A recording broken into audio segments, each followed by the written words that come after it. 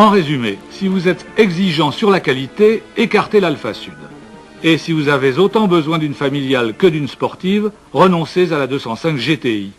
Mais si vous êtes prêt à des concessions dans ces domaines et que votre choix n'est pas encore fait, alors suivez-nous. Maintenant que les présentations sont faites, nous partons vers l'autodrome de Montlhéry pour soumettre nos 5 concurrentes à toute une série d'essais techniques. Le choc des GTI va commencer.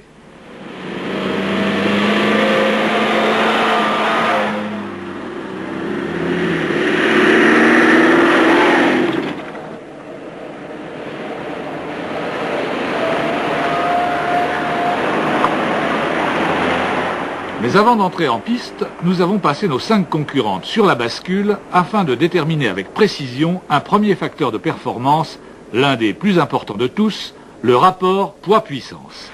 C'est la 205 GTI, grâce à ses dimensions réduites et son poids plume, elle est la seule en dessous de 900 kg, qui fait valoir la meilleure référence, mais de justesse devant la Golf. D'ailleurs, les 5 voitures sont très près les unes des autres dans ce domaine et on peut s'attendre à une confrontation serrée dans notre première épreuve, le kilomètre départ arrêté.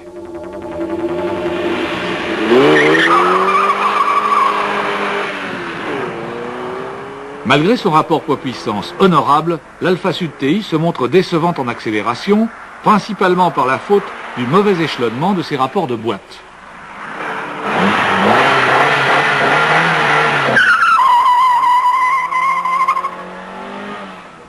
Défaut de motricité pour l'Escort, dont le moteur manque par ailleurs de couple.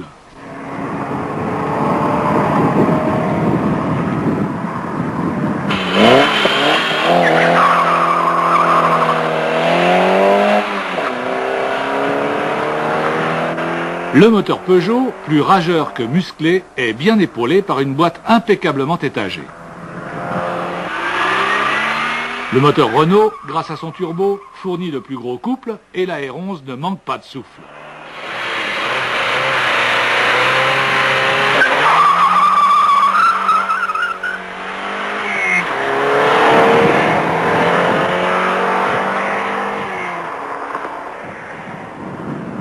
Mais la Golf les met toutes d'accord, car son moteur de plus forte cylindrée se révèle d'une vigueur sans égale sur une très large plage de régime, et sa boîte est rapide comme l'éclair. Sa victoire est cependant obtenue par une marge très étroite sur la Renault et la Peugeot, et même la Ford n'est pas loin. Après avoir évalué le brio de nos 5 rivales, nous avons mesuré leur vitesse de pointe sur le fameux anneau de Montlhéry.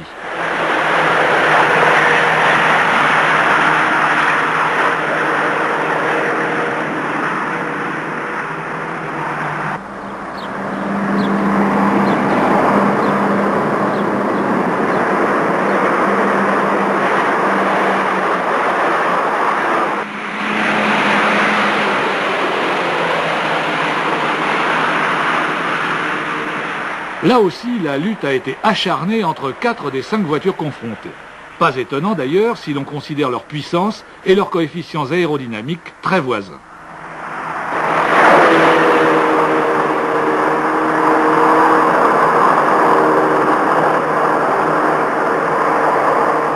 On ne s'attendait tout de même pas à ce que la 205 GTI se montre la plus rapide. C'est une petite surprise, de même que la défaite de la Golf, la plus puissante des 5.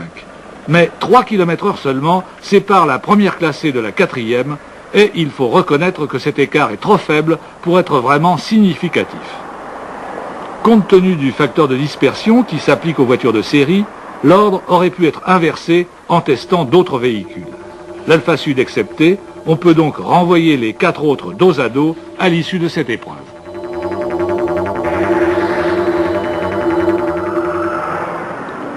Le slalom parallèle va maintenant nous permettre d'évaluer la maniabilité des 5 concurrentes. La première manche oppose la 205, la R11 et la Golf. Pas de surprise, plus courte, très vive, c'est la 205 qui se montre la plus agile et de loin. La Golf prend davantage de roulis que la 205, c'est visible. Plus longue, elle est aussi plus paresseuse. La R11 fait pratiquement jeu égal avec la Golf, elle roule aussi, mais souvire moins. Dans cette épreuve, l'Escort et l'Alpha Sud sont nettement distancés. La XR3i est handicapée par la longueur de ses porte-à-faux qui provoque trop d'inertie lors des changements de cap.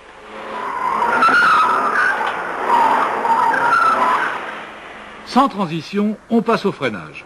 Les tambours arrière de la 205 se bloquent, la stabilité est prise en défaut.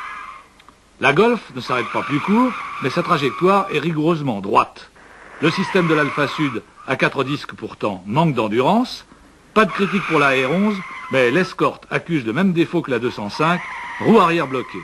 Dans l'ensemble, ce sont donc la Golf et la Renault qui se montrent les plus homogènes.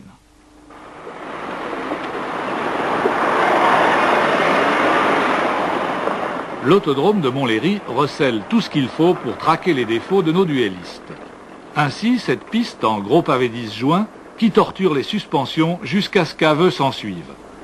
Dans le domaine du confort, la palme revient à la Renault qui absorbe le mieux les inégalités.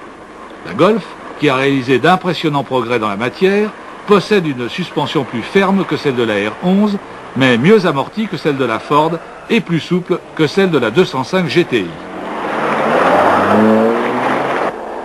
Gare aux porteurs de dentier sur cette piste striée qui met les roues en transe. Si la qualité de la construction et de l'isolation sont défectueuses, toutes les tôles se mettent à vibrer, le volant est secoué de violents tremblements, ainsi que le conducteur par voie de conséquence.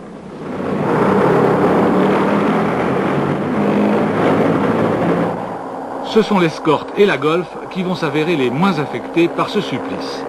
Le sérieux de la fabrication allemande n'est pas une légende, que voulez-vous. Dans ce domaine, les productions latines ne font pas le poids. Les meilleures font seulement illusion. Si vous changez souvent de voiture, ce n'est pas grave. Mais au cas où vous envisagez un long mariage, eh bien, pensez-y.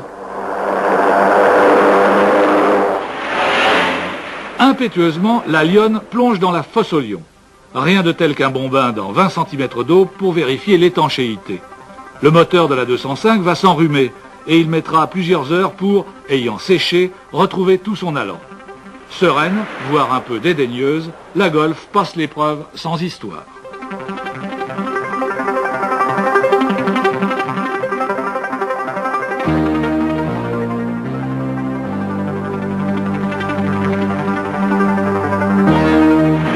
Finalement, toutes atteindront l'autre rive sans incident plus notable que la perte d'une plaque d'immatriculation mal fixée sur le pare-choc de l'Alpha Sud TI.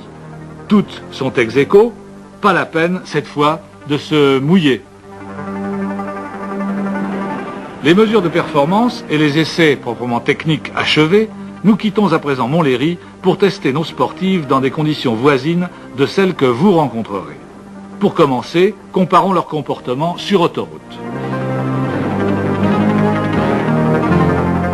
La première qualité d'une autoroutière, c'est sa tenue de cap. En d'autres termes, sa stabilité naturelle en ligne droite et son équilibre en courbe. À cet égard, c'est le match nul. À la satisfaction générale, nos 5 tractions avant filent droit, même si la Golf est un peu plus sensible au vent de travers, et elles avalent les grandes courbes sans broncher.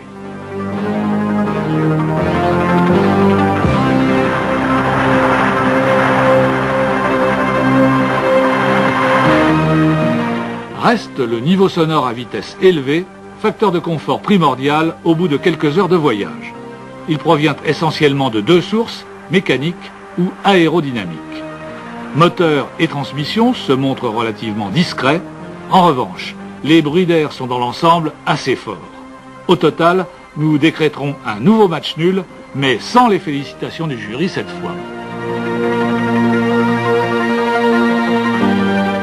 L'aérodynamique joue aussi un rôle capital dans le domaine de la consommation d'essence, dont il est un des facteurs clés.